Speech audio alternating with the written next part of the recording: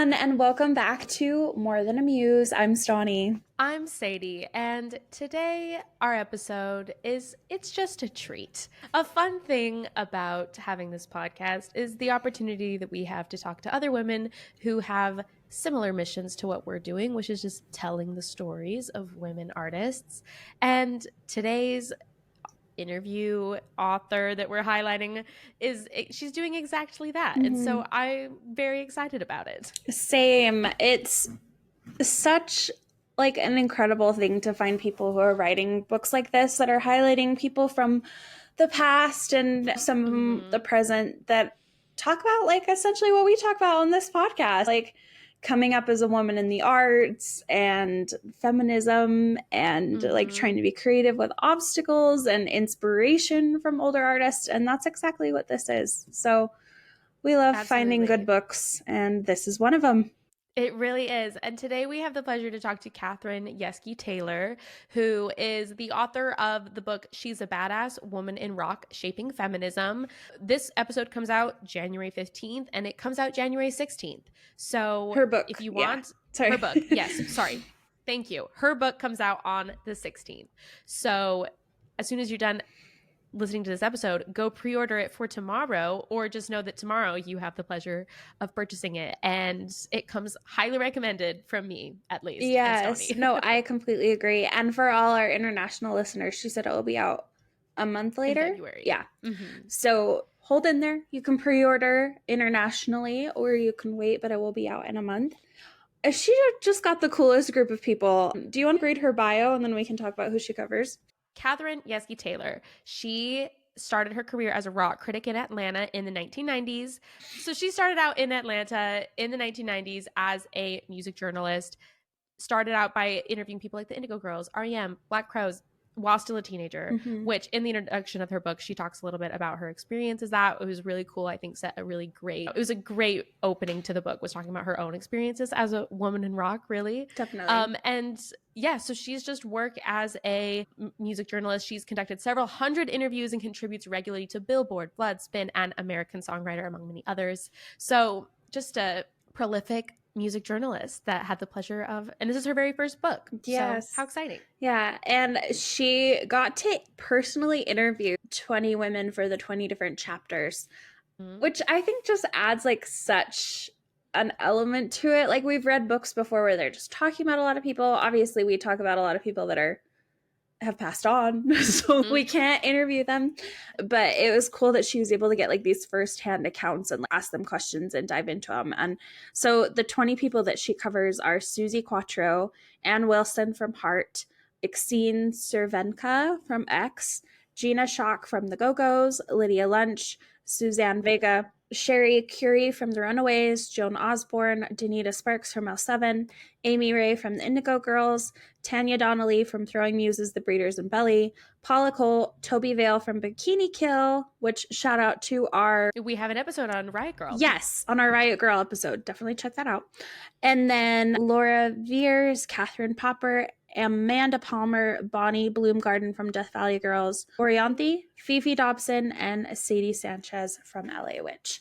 So quite a diverse group of people, and yet still in women in rock. Yeah. Which we love. Oh, also there was a afterword that was written by Susan Rogers, who was the longtime in-house recording engineer for Prince. And yeah, I think that was a really perfect way to end the book as well. So You hear just from so many different women, you get to hear some of their incredible stories. Yeah. So we get to talk to her in this. We'll talk about some of the shocking stories, moments of the books, people that really inspired us, her process of writing it, as well as just general struggles of being a woman in the arts and just the general struggles. Yes.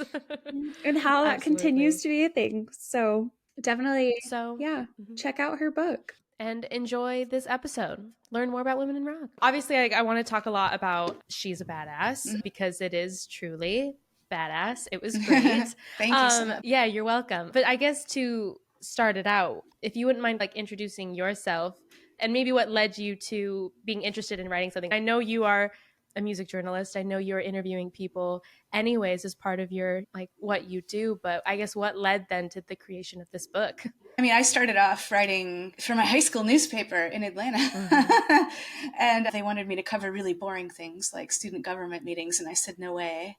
And I started interviewing local musicians in Atlanta instead, and that just led me to go to journalism school at the University of Georgia, which the music scene there is world famous. And so it just happened to be that I could go to a place that had a good journalism school, had a good music scene. So it seemed like a natural fit to be a music journalist. And I just took it from there. I contribute to all different kinds of places, Billboard, Spin, American Songwriter, lots of different regional places. I've contributed to a couple of books before this, but this is my first book of my own.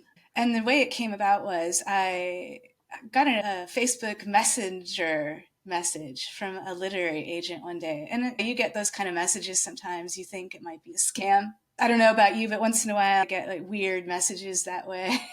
Yeah. Or there'll be like messages that's like, if you pay us thousands of dollars, we'll have a record deal. And it's like, I don't think it works that way. Yeah. Right. So I got this message from this guy saying, I've been reading your articles. I think you're a really good writer. Have you ever thought about writing a book? And so I did the standard Google search, who is this guy? And found him on Publishers Weekly and saw that he was, in fact, like a real literary agent and actually had represented friends of friends. And so I reached out to them and said, what do you think about working with him? And they said, he's good. I wrote him back and he said, if you can think of a good topic for an actual book. And then he helped me brainstorm. And then I had written an article about Donita Sparks of L7, where she was talking a lot about some problems she had with record company executives wanting to change the band's sound. And she was saying, why would you want to sign us? You must have liked our sound enough to want to sign us. Why do you then want to change what we do? Yeah. And would they ask a man to do that? She wasn't sure. So anyway, the agent said, I wonder if you could do a whole book about women in rock and feminism. And as soon as he said that, I thought, oh, I think I actually could fill a whole book with stories like that, because over the years, people have told me things. And of course, I've had my own experiences that I talk about in the introduction to this book, just being a female in the music business. And so I wrote up a proposal and he shopped it around and we got this deal with Backbeat and here we are. Here we are. What was the selection process with the women? Because obviously there were so many women that you could have pulled from. Was there certain things that you were like trying to pull from, or like certain reasons why you chose certain women over the other, when obviously this is only just touching the surface of women in rock? Some people I approached simply because I had interviewed them before and I knew they'd be good, such as Suzi Quatro, who is the very first female rock star by many measures. And I've interviewed her a couple of times, and I knew she'd be great and important to include in this. And same thing with Ann Wilson and Gina Schock and Suzanne Vega and Joan Osborne. There's certain people I've interviewed before, and we got along. And I think that their articles came out well, so I could forward it to their teams and say, hey, remember me? I wrote this article. I think it came out pretty well. If you agree, then would you be willing to talk about feminism and your experience as a woman in depth for this book? And most people I asked then came back and said, yeah. The ones who said no, they were really busy, because I had the misfortune of getting this book deal just as things were opening back up after the pandemic. And so a lot of people said, I would love to do this, but I'm about to go on the road for 3 months and try to make up for all this lost income. And I got this book written faster than I expected because I had to do interviews really quickly because of that too. People said, well, I can do this. I want to do this, but you have to do the interview with me like next week. And you're like, got it. Ready. Yeah, because then and so I ended up having to do about 3 weeks there where I did like 10 interviews. I was losing my mind. So much. Yeah. That's a lot. It was a lot. And it helped that those early ones are the ones who I'd interviewed before. The research process wasn't too bad because I was already familiar with their work, but still. That's a lot. Crazy 3 weeks, I'm sure. It was. And so then what I did is I just did all the interviews, and then I saved the actual writing for over the summer. And then I picked up again with the interviews with people I hadn't interviewed before for the fall of, I guess that was 2 years ago now. Book publishing takes a long time. So once those people signed on, then other people said they would do it. And then so that's how I spaced that out. And I didn't really have a wish list in mind specifically where I'll be heartbroken if I don't get these particular people. I think the one thing I would have liked to have gotten was more women of color. And it's not for lack of trying. I do have 2 women in this book who are, and I would have liked a couple more, and I tried to get Tracy Chapman, I tried to get Grace Jones, I tried to get Michelle Ndegeocello. The first two, their representatives didn't even respond at all. Yeah. Michelle Ndegeocello is one of those people who said, I would like to do this, but I'm just too busy.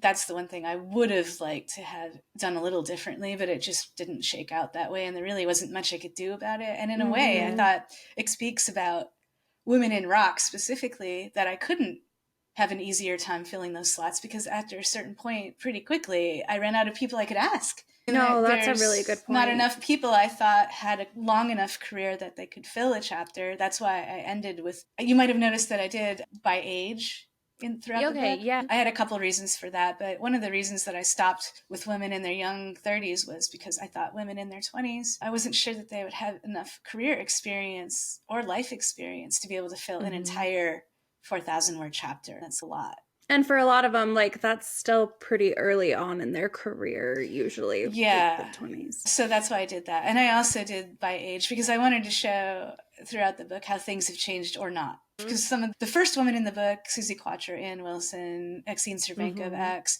they're all in their mid-70s down through like upper 60s. And then the youngest are in their early 30s. So that's a pretty broad span. And some things have really changed and some things have really not. I wanted to be able to show that. No, I definitely picked up on that. And yeah, I thought it was so cool that you were like, we were ending the book with people that could maybe, that I was like, oh, this wasn't happening even this long ago. And so on one hand, it was like, you can see that things have changed and gotten better. But then on the other, you can like still see that those women are still feeling, not maybe jaded isn't the right word, but they're still feeling those things similar, that it's like in one way it's really encouraging, but the other way it's dang, well, it's exasperating, I think, for a lot of people. That the one thing that a lot of people said, and I only chose a couple of people to actually include it because I didn't want the same thing in every chapter, but the one thing that definitely continues is when they go to venues and the people who work at the venues treating them like they're morons. Yeah. You know, can I plug in your amp for you, little lady? Do you know how your equipment works? And then, yes, I know how my equipment works. I know how to do my job. Yeah. That continues. So that's something that hasn't changed. And I don't really know how we change that, because there are a couple of stories in the book that I did include where people said, then we played this really great show, and then those same guys were buying us drinks afterwards and telling us how great we did. And they're like, yeah, why are you surprised? I got this gig. Yeah. Somebody thought I could do it. There's a reason why I'm on this stage here in the first place. Like, maybe let's think about that. Yeah, absolutely. Yeah, and not to give away too much, but one of the most infuriating incidents in the book, for me, when I heard about it, made my blood boil, was Sade Sanchez of LA Witch, the final chapter in the book, where she talks about having a gig in Las Vegas. And during the show, she wanted her volume on something changed a little bit. And you see this all the time. The artist will say, hey, can you turn up the guitar a little bit, or turn down the vocals or something. That's exactly People do it all the time. Thinking. Like, as someone who's done gigs myself, it's so easy just to be like, oh, hey, vocal up. Like, it's not nothing a big crazy. deal at all. It's nothing. Yes. And then the guy started talking back to her over the loudspeakers during the show and arguing with her. And she said something back. And then after the show, he really got in her face and got physical with her. And she is the one who got kicked out of the club. And that whole story just infuriated me, because I really think that would not have happened to a guy. Sometimes when people were telling me stories, I thought, you know, what you're telling me, I could see this happening to a guy who's just starting off in his career. But in that case, it just seems so obvious that it was just some dude who thought she was a petite young woman and he could just push her around. So that kind of story was not uncommon. That one made me really mad in particular, which is why I chose that to illustrate. But a lot of people had similar stories to that. No, another story that really threw me a loop was when they were talking about how certain radio stations had policies where they wouldn't play. They'd be like, oh, we can't play too many women in 1 hour, or we won't play women before 10 a.m. or something like bizarre like that it was just like, I think same, where it's okay, there's maybe some stories that, you know what, maybe this is just anyone who's making it in the career, they're going to face these obstacles. Like the music business is hard for everybody. But to read that story, and I was like, oh, that one really is just about women. There's no denying the fact that that's because they were a girl band. That's bander, another you know one where I mean? it came up a few times and I only chose a couple to put in. But yeah, that one really mystified me too. I mean, there's one song after the other on the radio of guy singers, and no one complains. Why is it a problem to hear female singers? It's really strange. And it really wasn't that long ago that we had women's music sections in record stores. And that's bizarre too. And I used to work in a store where they had that. It was way in the far back corner. It was really strange. And so that I do think might have gotten a little better. But really, if you listen to radio, I think pop music and hip hop are really far ahead of rock on this. But if you listen to rock-oriented radio, it's still that case. And I don't know if it's I know even with country music as well. Yeah, I was going to say, I know that we don't play women like a certain amount. That's a huge thing in country still to this day, that they won't let them play more than like a few. Which I do feel like I cover quite a few country artists. I do feel like even that, though, is better than rock. I really feel that rock is really behind all the other genres in terms of that. Why do you think that is? What do you think it is about rock? It's hard to say, because is it happening because there just aren't as many female rock artists because they get started in that path and then they just say, this kind of sucks. Like, this is too hard. I'll pick a different style where it's more welcoming. I could definitely see someone saying that I like rock and I like pop. I could do either one. So like, why don't I'll go I to just the place do the one more where welcoming? True. Yeah. It's really hard to say.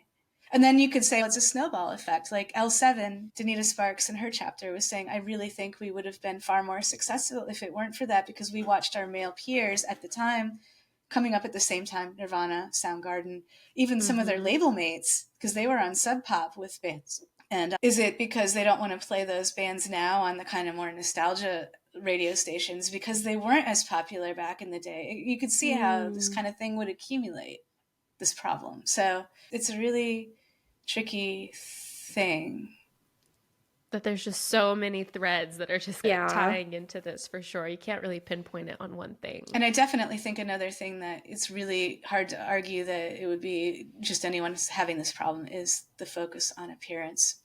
And I think that's something for women across all styles of music. Yeah, definitely. No, I really appreciated that theme too throughout the book. I felt like that was a overarching thing that kept coming up with a lot of these women, where it's either they felt frustrated because they didn't want to have to worry about how they looked, or they were frustrated it had to be more of a focal point than they felt comfortable because they were craftsmen, they were musicians, like they were so proud of what they were creating, and yet maybe it was more of a focus because they were women that was all about, how they looked, how they were presenting themselves. And I thought that was an interesting theme that came up, I think, just time and time again with. That said, there were a couple of women who really liked that aspect of it. Yes. Orianthi, Bonnie Bloomgarden of Death Valley Girls talks about how she puts a lot of thought and care into what she wears on stage, and she likes that aspect.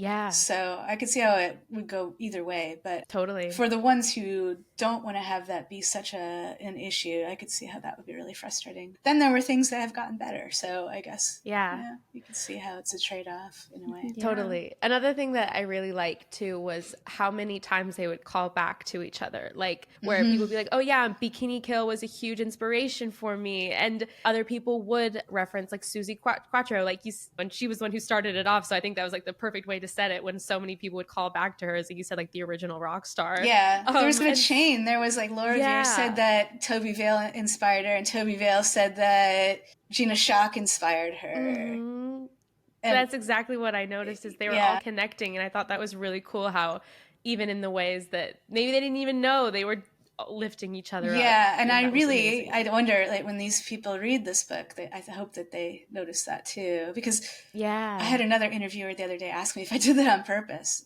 and I said, no, that's just what came out. I didn't try to make that happen. I didn't prompt anybody. I was also wondering that. I was like, did you do people that you knew had inspired each other? And I think that makes it even more amazing. I had no idea that way. Some people said stuff that really surprised me when it came out of their mouths.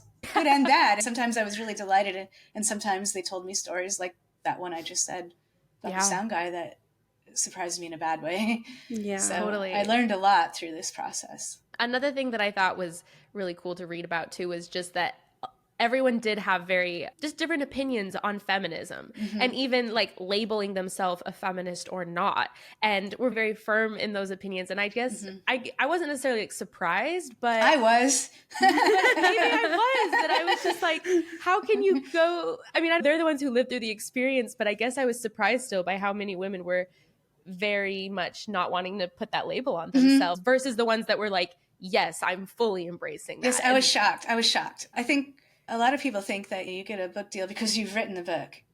But in nonfiction, you do a proposal and then you write the book. And so what I had done with this proposal is I wrote a proposal saying I want to do a book where women talk about feminism and how important it is to them. So it was startling to me that there were people who signed on to a book where the title I knew from the start was going to be, she's a badass, Women in Rock Shaping Feminism. I figured anybody who signed on to do this book would be a feminist. Yeah. But that was not the case. And they had really interesting reasons why. And it's not because they don't believe in female equality. It's not because they had really specific problems with certain feminist movements. They don't like the connotation that feminism has now taken on, that word. Like they believe in the ideals of it, but not what that word has come to mean. Like the definition to them has come to mean something else than what it originally was.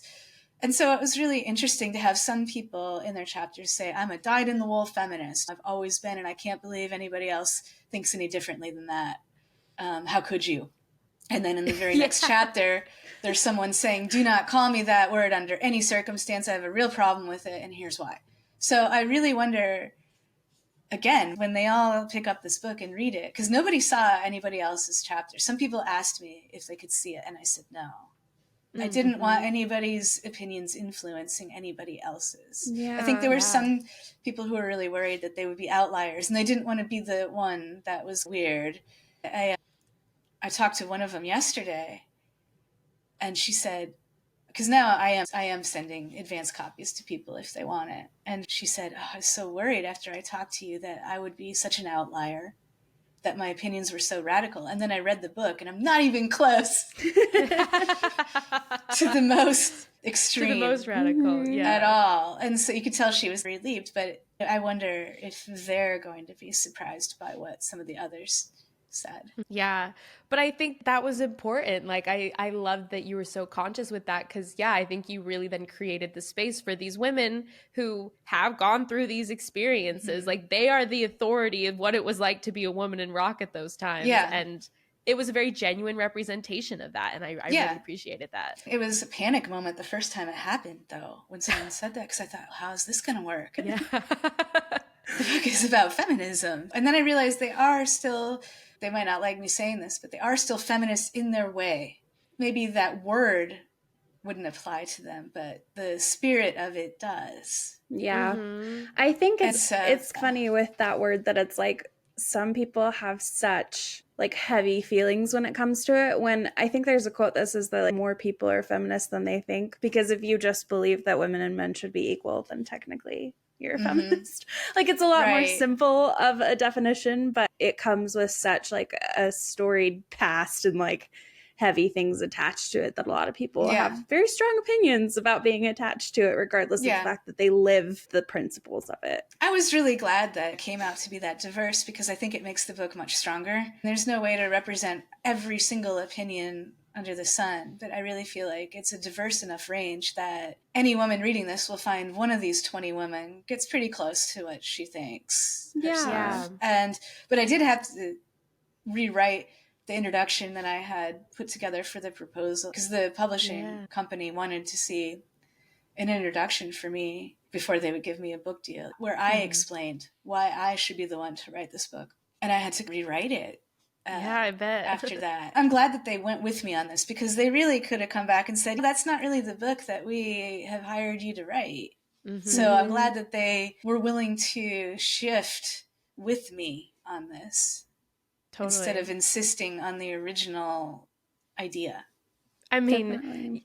I guess though, in a way, if you would have insisted too much, then that does take away those women's stories and their feelings even more. And it's better to show them for exactly how they think and not filter out to just be like, oh, that's not a part of the message of the book, so we're not going to put what they said here. Right. So yeah, like you said, I think it makes it a stronger book. It holds truer to its message, even if, like I said, there were a couple of chapters that I was like, oh, okay. Like, I didn't think that would be your opinion. But at the same time, they're the ones who lived through it. So who am I to like super criticize, I don't know, some of the ways they've reacted to it or the ways that they dealt with like feeling the way they felt and everything like that. Yeah. And I will say that a couple of the people who were the most, I guess, strident would be the right word about that, are also amongst my strongest cheerleaders now, in terms of their posting about the book on their social media.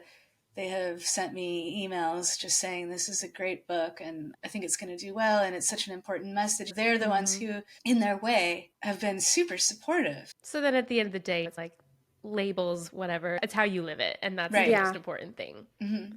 Yeah. Because all 20 of these women, in their way, are, by living example, helping the cause. Another fun thing that I did, so I'm a musician, I'm a songwriter. Admittedly, I wasn't a huge rock fan, whatever. I mean, I'm a rock fan. There's classic rock. Everyone loves some good classic rock. But there were a lot of names in here that I just didn't immediately know. And so as I was reading through, I was like, I have to listen to their music. Very different. They're all very different. But also it was so fun because like I was just like liking so many songs, adding them to my Spotify library that I was like, this wasn't usually in my library. But now, what is it? It's Paula Cole's Where Are the Cowboys? Yeah. That might be one of my new favorite songs ever. I've listened to that on repeat. And so it was a really fun way for me to listen to it. To read this book was by also listening because for one thing, all of the music was so different. It's not like, oh, there's a woman in rock sound. They all have very distinct styles. But then also I was able to be introduced to all kinds of music, which was really I tried to run the gamut from very, I guess, mainstream, for lack of a better term, Ann Wilson, the Go-Go's. The classics, Yeah. Was pretty popular mainstream commercial-wise. And then really edgy people like Lydia Lunch and Death Valley Girls. And just really tried to do a pretty broad spectrum. Absolutely. Yeah, I love the group that you got. I think it's like such a good picture of like how diverse it is and like names that you know and names that you don't. And like I love, obviously with the podcast, we love finding people that we've never heard of before that have such a major influence.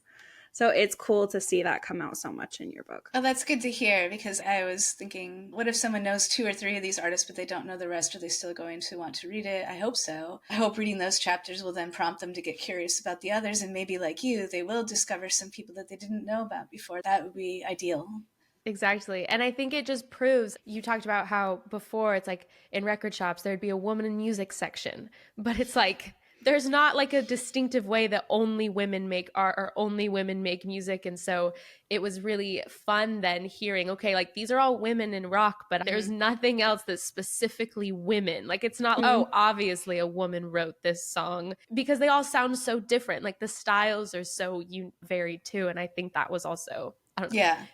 It's just cool. It's like a good reminder. Like in this book, they can't get much more different from each other than Lydia Lunch and Indigo Girls. Yeah, exactly. Amy Ray of Indigo Girls and Lydia were so well spoken, even though they're such different people. And I didn't agree with everybody in this book either. That's a really important point to make. No one's going to agree with everyone in this book because there are opposing opinions expressed in this book. A couple of my friends read this book as I was finishing it just because I wanted somebody to help me find any stray typos and tell me if there are any glaring errors before I turned it in. And a couple people came back and said, "Ooh, I really had a problem with what she said." And it was interesting because a couple of people that did that had different women that they chose to say that about. So no one's going to agree with everyone in here. But I think even the people I didn't personally agree with, when I asked follow-up questions about why they felt the way they did, I could see how, with their life experience, why they would think that way. I could definitely see that as well, where it's like,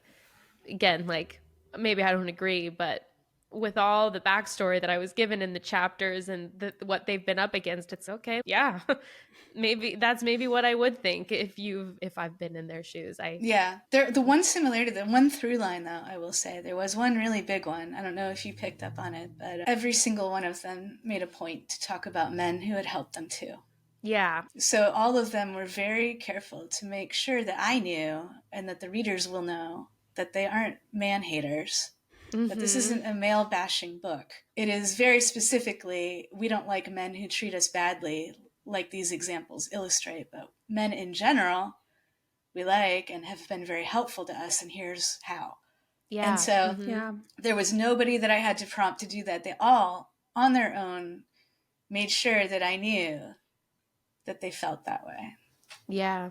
I think another thing too that it seems a lot of these women had was just like, a very strong gratitude. Like they were very comfortable giving credit to where credit was due with who helped them along the way, whether that was different men or women in their lives, and calling back to their influences. I thought that was like such another like beautiful message, in the sense that it's like, a lot of these women maybe felt like weirdos at the beginning part of their life and felt like an other, but then they were able to find some type of community that was able to help them, and they felt very grateful for that. And I thought that was like a really cool message that came through a lot in these chapters as well. Yeah.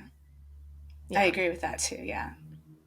Very nice. All these women, I didn't ask anybody I've interviewed who I haven't liked. If somebody really was rude to me, or it doesn't happen often, but as interviewers, occasionally you get somebody where you just are like oil and water. You're not going to get along with everybody. And if you do hundreds of interviews, there's going to be the occasional one that doesn't go well because of a personality clash. And if there was anybody like that, I just simply didn't ask them. That is so valid. It's because your book. These interviews were pretty in-depth, and I just thought, who needs it? If I struggled with this person for a short article, why would I do this to myself? How long did you spend talking with these women? It varied, an hour to 2 hours. It's not like hugely long, but I think the one I talked to the longest was Amanda Palmer, because we did one session for an hour, and then she wrote back later and she said, well, I just thought of all this other stuff. Can we get on another call? Because I would really like to talk about all this other stuff too. And so we did another hour. And Bonnie Bloomgarden of Death Valley Girls also had to follow. Some people had follow-ups where they thought about it some more, and then they came back and said, I thought of some more stuff. Can we do this again? And then some people had clearly thought it through extensively before they got on the call with me, and we knocked it out in an hour, and that was it. So it really depended. Some people I really had to draw. It was like any other interviews. Some people I really had to draw out, because not everybody I had interviewed before. So some people I was just meeting for the first time, and you have to establish a rapport. And then some people, as soon as we got on the call, they were ready to go. They had stories they wanted to tell. Yeah. So like, I've lived a life, let me tell you about it. It seemed that way. A lot of them, I'm like, wow, so much life lived. All the unconventional paths that led them to where they're at. It was incredible to see all that. Yeah. And there were people who I have interviewed before, but because I hadn't interviewed them specifically about feminism, and I hadn't gone so in depth about their life, because in a typical article, you just don't dig as deep as I do in a 4,000 word chapter. There's some things that I learned about some of the people I've met before that I had no idea before this. So that was really interesting too. One more other thing that obviously a big part of our podcast is talking about women in arts and everything and where they've come from. And it's always so discouraging when you read about women from history and they assume that the man that was the closest to them is the one who is actually the person that maybe inspired the art or was the true mastermind behind the art. And I thought that was, unfortunately, was just something that happened again, where a couple of them would be like, oh, the husbands wrote all the songs for X. And her being like, no, I was a huge part of that too. And it just sucks, I guess. That was something that a lot of these women also were faced with, was people assuming that they were not the drivers in their own art. Yeah. That's another one where I think it's pretty clearly gender-based. And there were some occasions when people would say something to me that had happened to them, and I would say, wait a minute, that's bad. What you're telling me is bad. But how do you know it's specifically because you're a woman? How do you know that it isn't just that this promoter's a schmuck in general and would do this to anybody? And then they would come back and explain more. And then it would become clear to me as we dug deeper about that story, why they felt that way. Yeah, and that's what we talked about earlier. It's like there's some things where it's that could just be because he was going to be rude to anybody who came in his path. But then there's other things where it's like that one's kind of hard, like with the radio stations and with being like, oh, it must have been the husband, it must have been the boyfriend. Yeah, I'm thinking specifically of the promoter story where he got like physically intimidating. Yeah, I'm just not sure that would happen to a guy musician. A guy. Yeah. Probably just because there's almost like there's a slight power because like it or not, we do tend to be smaller. We could be in physical danger if we really come up against someone who's not a good person. So there are some things that touring female musicians do have to think about that men never do. Yeah. And that another thing of how many of them are very, what is it, like aware of, okay, we're gonna have a male touring manager because we need someone, or it was something that I was like, oh, I've never even thought of that just safety is a really something as simple as we're driving ourselves around and we have to go into a gas station at night. How safe is that to use the restroom in a gas station along the side of the highway at 1 a.m.? I don't think that guys think about that, but women sure have to. Yeah, and if they're touring all around the United States, they absolutely have to. And no matter how tough you think you are, you have to be practical.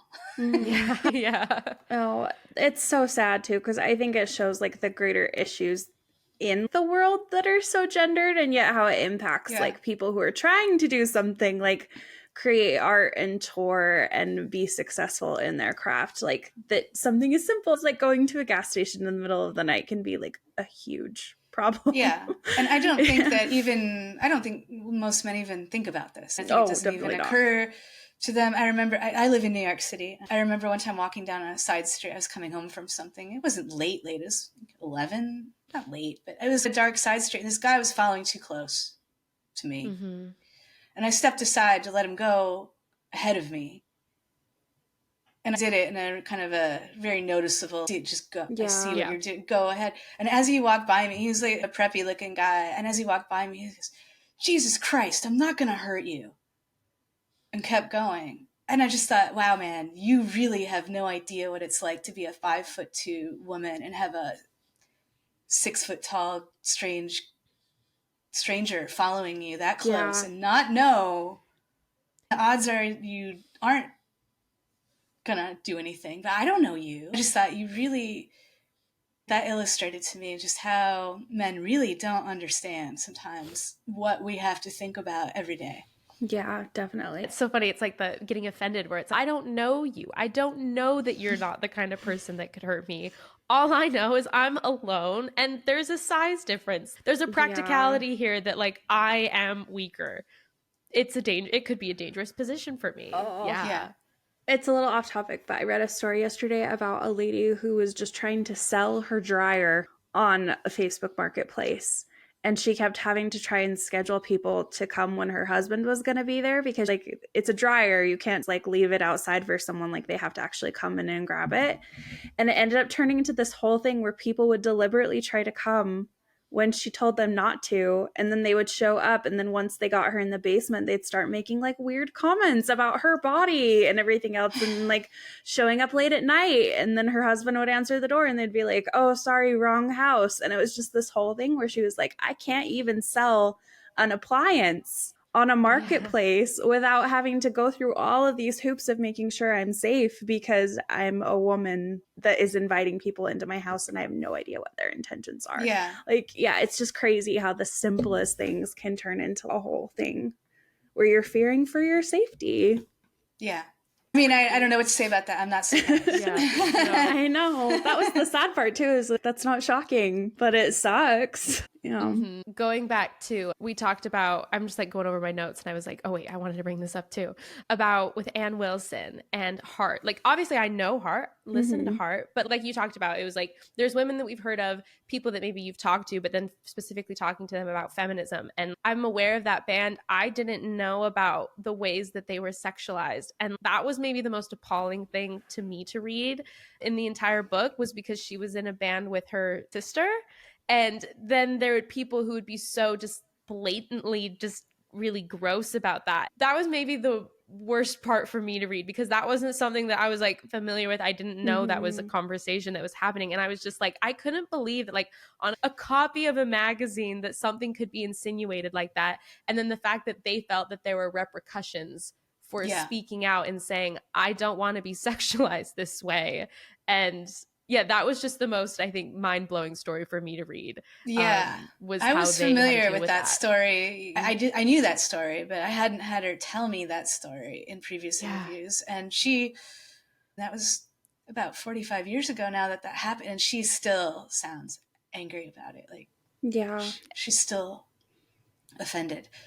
Yeah, I mean, she should be. Yeah. And there's no denying her talent. That wasn't even necessary. She and her sister are such amazing musicians that shouldn't have even, they should have been able to just stand on the talent alone. The record companies shouldn't have needed to resort to a cheap stunt like that. Yeah, absolutely. I just remember like reading that and I'm like, I need a break. This is the worst thing I have read. Like, I need to take a breath. And then I had to look everything up and I was like, I don't know how I hadn't, like I said, I just wasn't. You can find the photos she's talking about online now. And when you look, you can see what she's saying. Like, she wasn't being sensitive. Like, there really was. And that's what, I was like, I have to see this for myself. And then I was just like, this is the worst. That was maybe the most jarring thing for me to have to read. And again, was just an example of something that was just so blatant. Like, they didn't need to do that. They were so talented and they could stand on that merit. And yet they and then even after that, after they've had many hits, and then MTV came along, and then suddenly it happened to them again, where they were held to this unreasonable, you have to look like a model, even after they had proven that they were extraordinary musicians. So yeah, her chapter was really important. And I will say really that she was one of the first people to sign on to do this. And I really appreciate that very much, because I know that a lot of people agreed to do this book because she and Suzi Quatro, there are a lot of people who signed on specifically because they were among the first 5 people to agree to do it. And they were the ones that other people said inspired them to sign on too. And that tells me something, because their careers are among the most celebrated. So that tells me something, that they're at the position they're at now. Ann Wilson, undeniably influential, and Suzi Quatro is still selling out Royal Albert Hall in London, and phenomenally popular across Europe and Australia. And these women don't need to do anything in this way anymore. And they still did, because they feel like they still owe it to other women to give them a helping hand with their stories in this book. But I think also to me as a female writer, I think that was part of it too, is that they saw that I was trying to do something and they were being kind to me. Yeah. So I think that speaks to like their character and everything too, and just the career they've built. So that's incredible. And the fact that other women are, we're looking to them as like, oh, they're doing it. Like, that's significant. Yeah. Shows a lot about their career for sure. Yeah. One thing that I hope that younger women notice also about the women who've had long careers is the importance of keeping up the activism in whatever way fit now. Because a lot of the women who started off in the 70s and on through the 80s had stories about a lot of activism that they did to promote women's equality, overt activism of some kind or other. And they expressed worry that women now take that for granted. Like, they don't realize how hard that struggle really was. And you might have noticed that a few people in this book talk about Roe v. Wade. And regardless of your opinion about that or not, whether you're pro-life, pro-choice, it's an important topic to discuss. So I was glad that women brought that up. And I think it was shocking to some of the women in the book that it had been reversed. Like, how could that be? And then there were other women in the book who said, I'm not surprised. I knew that people were going to keep trying to reverse it until they did. And the emphasis for those women was just saying, look, you can't win some rights and then be complacent. You have to keep maintaining the rights. If it's important to you, you have to work at that, whatever those may be. Whatever is important to you, you can't just say, we have this and we're good now. That's not how it works. Yeah. Because I think Tobi Vail said something like, progress isn't linear. I love that. That's such a good thing, especially, I don't know, like growing up, we had a lot of rights already. And so it is shocking to see some of those be reversed. So it's a good thing to think about that it's like, it's not linear. Like, things can be taken away. Like, things have to be fought for and stood up for still.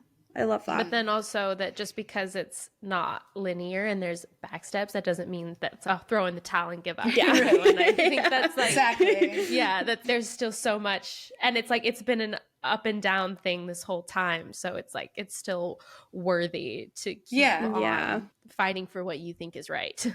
Definitely. Yeah. Really just touched on that. But that was one of the questions I was hoping to end with is, what do you think is a main takeaway for people who have the opportunity to read this book? Well, I really think that people need to figure out what's really important to them and really actually do something about it, whatever that may be. And posting memes on social media really doesn't do anything. That's one of the reasons why I wanted to write this book, because I thought, oh, this is a chance for me to actually do something. Yeah. And I think that that's something that everybody needs to decide for themselves. And even if someone decides that what's important to them is something that's in direct opposition to what I think, I still believe they should have the right to campaign for that or work toward it in whatever way they see fit, as long as it's not violent. But I think that's where we run into problems, is when women or anyone just thinks that things are at a good place and it's going to always be status quo. And that's just not the case, because there's somebody who thinks the opposite of you who's going to actively be working to undo whatever that thing is. And so you have to be vigilant. Absolutely. And I think that's something that I loved so much about all these women, is that they were all just doers, and they were always doers, whether that was just working towards their own music careers, but like even still, even if they're maybe not on like in the peak of their career still, like they're still constantly creating. And I loved how many of them have podcasts and are just like doing everything they can, because it's like they really just feel like they just believe so much in what they're doing and what they have to say and in elevating stories. And so it was really fun for me to be like, make note of the podcast that people have started and to look them up and to just see the ways that it's, they're still creating on Patreon, or just all the different ways that these women are still saying, no, my art is important to me and I'm going to keep creating it no matter what. And I just, for me, that was just such an inspiring thing to read, was just that, there's like this like sense of, no, I have to do something and I will do it. And even if that's going to change like what the actual thing is throughout my life, it's still going to be my art and it's still going to be music. And I'll just do it exactly however I can. I just thought that was really cool and inspiring. That was something that I was seeing from, I think, all of those women. Yeah, all of them, each one in her own way is very strong. And I think very inspirational. Like even the ones I disagreed with, as I was typing up the chapter, there were a couple of them where I'm like, I really disagree with this person. That wasn't my job to editorialize. My job was to present their opinions accurately. And I admire all of them for speaking with such honesty with me. A lot of them made themselves very vulnerable. There were a couple of instances in this book where people said, I've never talked about this before. So I really am so honored that people felt comfortable enough to do that with me and felt that this project was a good place for them to do that and finally tell the world these stories. Yeah. Yeah, and I really do feel like that came through. Like it really felt like you were providing all of these women such a safe place, and it felt very intimate. It felt very vulnerable. And so I think that they got that sense that it's like, this is a safe place. Even if I don't agree, that's not my business. My job is to tell your story. And I think that, every story was very beautifully told. So thanks for giving them the opportunity for that.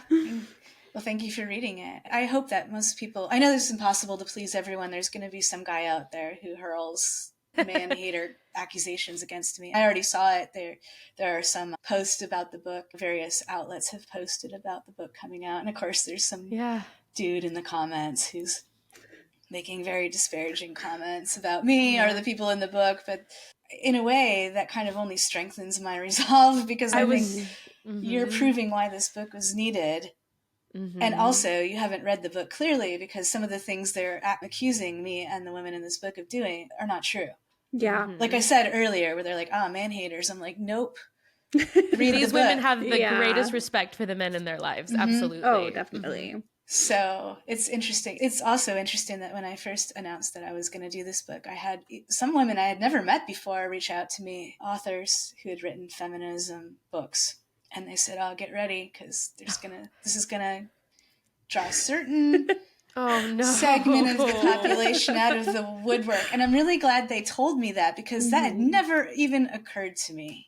Yeah. And so I'm glad they gave me a heads up. But I truly believe that's a very small segment of the population, and they're just very vocal because they feel very threatened by the way that women are becoming more and more equal. And I could see how that would be for a guy who used to be able to just coast along on being a guy regardless of what he did. I could see how that would be really threatening to suddenly have people say, no, now you have to prove yourself just like everyone else. Like, I can see why that would make someone very angry. I feel like something was being taken away from them. But I strongly believe that's a very small segment of this population. They're just very noisy about it. Yes.